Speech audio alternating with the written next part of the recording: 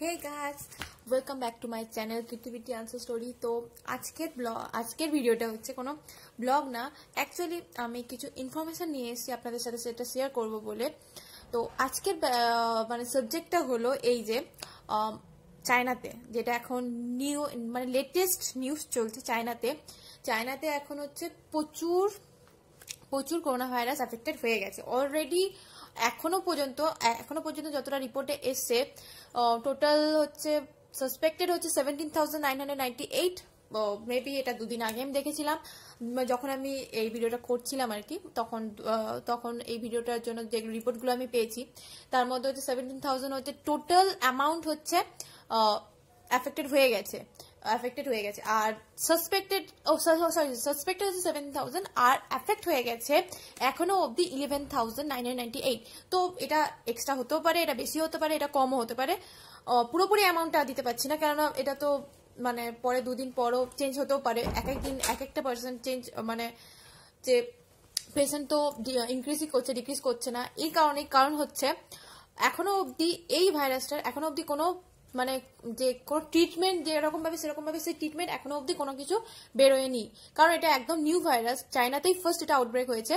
তো সেই সূত্রে এখনো অবধি বলা যায় যে এটা একদম নিউ ভাইরাস, এখনো অবধি কোনো এর ট্রিটমেন্ট নেই সেরকম ভাবে।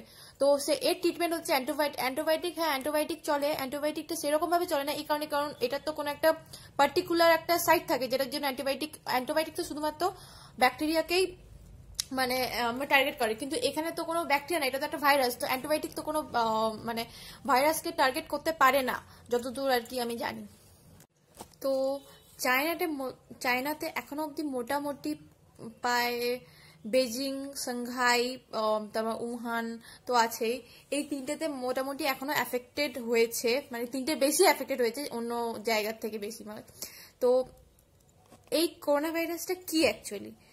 এইটা হচ্ছে একটা ভাইরাস যেটা কিনা খুবই বড় টাইপের, মানে এটা কোনো ছোটখাটো ভাইরাস না, এটা অনেক বড় ফ্যামিলি থেকে মানে ছোট হতে হতে হতে হতে এটা একটা গ্রুপ অফ ফ্যামিলি হয়ে গেছে, যেটা কিনা মানুষের শরীরে এফেক্ট হচ্ছে। আর এটা অবভিয়াসলি এফেক্ট হচ্ছে কারণ চাইনিজরা বেশিরভাগ, আমরা জানি যেহেতু চাইনিজরা বেশিরভাগ হচ্ছে ওয়াইল্ড লাইফ খায়, মানে বলতে গেলে সি ফুড খাচ্ছে।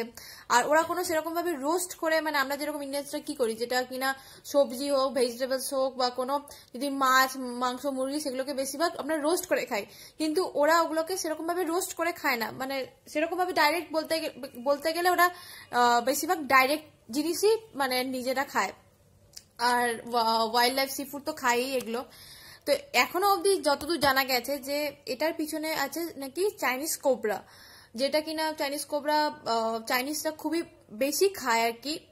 চাইনিজ কোবরা ইয়া পিগ, তারপর আছে ব্যাট, এই তিনটে এখনো অবধি এনিম্যালের নাম জানা গেছে যেটার জন্য কিনা এই করোনা ভাইরাসটা আউটব্রেক হয়েছে। তো এখনো সিওরলি না এই তিনটে এনিম্যালের জন্য কি এটা হয়েছে, নাকি আরো অন্য কোনো রিজন আছে। যতক্ষণ না সায়েন্টিস্টরা বলবে ততক্ষণ তো মানে আপডেট হবে না। তো এটা অ্যাকচুয়ালি একটা খুব বড় ধরনের ফ্যামিলি, যেটা কিনা potentially deadly disease in humans and birds.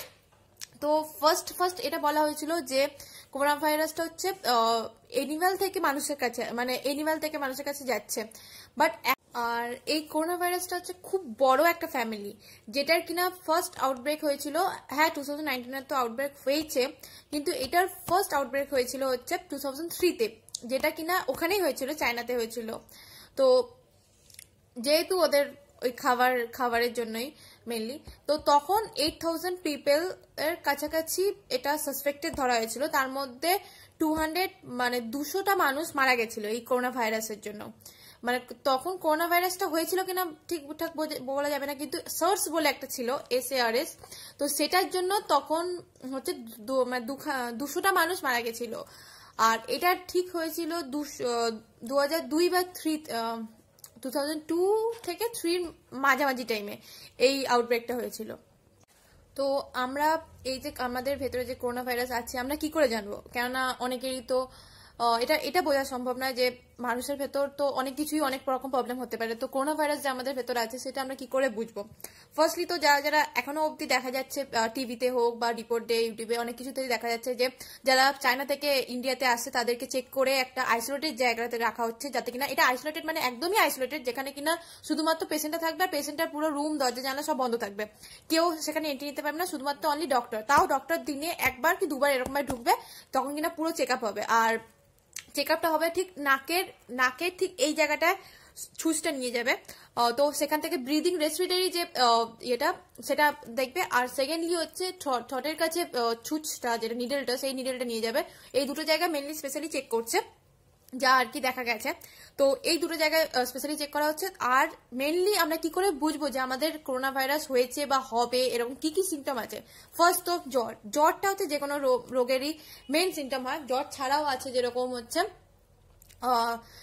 সর্দি কাশি, এগুলো তো লেগেই আছে, সর্দি কাশি। তারপর এই যে হ্যাচোটা দেওয়ার সময় যে ড্রপলেটস গুলো অন্যের কাছে, আমি ধরুন করোনা ভাইরাস এফেক্টেড আছি, তো অন্যর কাছে যেটা যাচ্ছে সেই ড্রপলেটস গুলো, সেই ড্রপলেটস থেকে কিন্তু ওদের গায়ে যদি লাগে বা যে করোনা ভাইরাস এফেক্টেড আছে তাকে যদি টাচও করা হয়, সেই থেকে করোনা ভাইরাস হয়ে যাচ্ছে, মানে আপাতত যা রিপোর্টে এসছে। তো এটাই বলবো যে অবভিয়াসলি মাস্ক তো ইউজ করতেই হবে, এটার জন্য এটা একমাত্র সলিউশন নয়, এটা একটা জাস্ট নর্মাল নিজেকে প্রোটেক্ট রাখুন, মানে নিজেকে এইসব ভাইরাস থেকে প্রোটেকশন তো নিতেই হবে। আর মেনলি হচ্ছে এটার এখনো ট্রিটমেন্ট এখনো সেরকম ভাবে কিছু মানে আসেনি, কারণ এটা হচ্ছে নিউ একদম ভাইরাস, সায়েন্টিস্টদের কাছে ডক্টরদের কাছে এটা একদম নিউ ভাইরাস।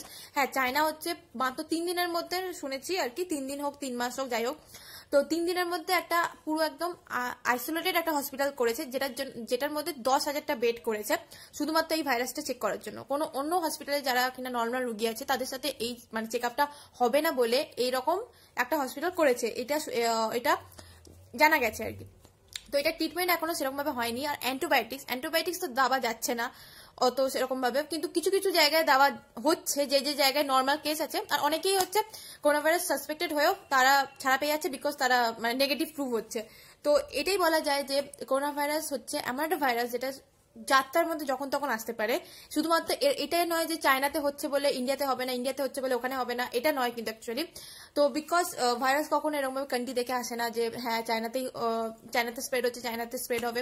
স্প্রেড হতে হতে এটা ইন্ডিয়াতেও আসতে পারে। ইন্ডিয়াতে এখনো অব্দি একটা কেস আছে, একটা কেস হয়েছে রিসেন্টলি, চাইনিজ, এটা একটা চাইনিজই বেলেঘাটাতে ইন্ডিয়া ঘুরতে এসেছিল টুরিস্টে, তো সেখান থেকে প্রুভ হয়েছে যে হচ্ছে করোনা ভাইরাস এফেক্টেড। তো বেলেঘাটাতে ভর্তি করা হয়েছে আপাতত, যা আর কি রিপোর্টে শোনা গেছে। তো তো অ্যাকচুয়ালি যাদের ফার্স্ট কোনো মানে আরো ভয়ানক ডিজিজ ছিল অলরেডি, তাদেরকেও সাসপেক্ট করা হচ্ছে, যেরকম কারো হার্টের ডিজিজ বা লাংস ডিজিজ, তো ডায়াবেটিস, অ্যাস্থমা, এইগুলো যাদের অলরেডি ছিল তাদেরকেও সাসপেক্ট করা হচ্ছে যে হতে পারে, মেবি হতে পারে, নাও চান্স থাকতে পারে, সেটা রেজাল্ট আসবে টেস্ট করার পরই। এখনো সেরকম সার্কামস্টেন্সেস আসেনি। তো এখনো যে চাইনিজ গভর্নমেন্ট বলছে যে ওটার জন্য এখনো অবধি নিউ ভ্যাকসিন যে তৈরি করার জন্য এখনো 4 থেকে 5 মাস লাগবে। তো তার আগে অবধি যতক্ষণ এইভাবে মানে কি ধরা যায়, টেস্ট করে যদি ধরা যেতে পারে, তো সেটাই চলবে আর কি। তো এখনো অবধি যা আর কি রিপোর্টে দেখা গেল যে চায়নাতে এখনো সাউথ কোরিয়া, ওখানে টোটাল মানুষ থাকে হচ্ছে 50,600, আর থাইল্যান্ডের মানুষ 20,000 থাকে, পাকিস্তানের মানুষ 20,000, পাকিস্তানের অনেকেই ওখানে পড়তে যায়। ইন্ডিয়ার মানুষ ওখানে আছে 20,000-এর কাছাকাছি, বাংলাদেশের মানুষও ওখানে 10,000-এর কাছাকাছি আছে, ইন্দোনেশিয়ার মানুষও আছে ওখানে অনেক বেশি, 15,000 কি 16,000-এর মতো, জাপান, রাশিয়া, অনেক স্টুডেন্টই ওখানে পড়াশোনা করতে যায়। তো তাদেরকে রেস্কিউ করে আনা হচ্ছে যতদূর আর কি রিপোর্টে শোনা গেছে।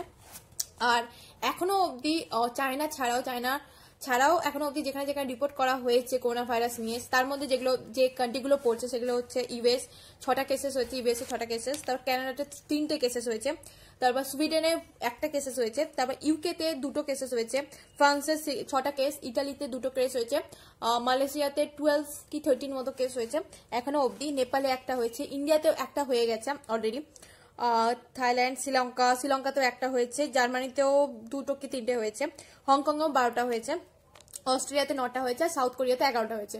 এখনো অবধি যা যা শোনা গেছে তার মধ্যে এগুলো রিপোর্টে দেওয়া হয়েছে।